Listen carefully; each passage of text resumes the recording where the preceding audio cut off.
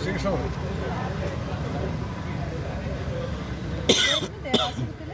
ദേവാസുരത്തിൻ്റെ climax ഇല്ലേ, ലാലേട്ടൻ വന്നിട്ട് കൈവിട്ടുന്നത്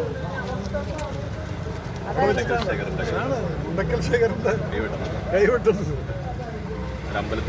അമ്പലത്തിൻ്റെ ആ സ്റ്റെപ്പാണ്. അതെവിടെ സ്ഥലം? പട്ടാമ്പിയ അല്ലല്ല, ശ്രീകൃഷ്ണ നമ്മുടെ ഒറ്റപ്പാലത്ത് നിന്ന് ശ്രീകൃഷ്ണപുരത്തേക്ക് പോകുന്ന വഴിക്ക് അമ്പലം അറിയാനും പറ്റാത്ത 150-200 സ്റ്റെപ്പുകൾ പോകും.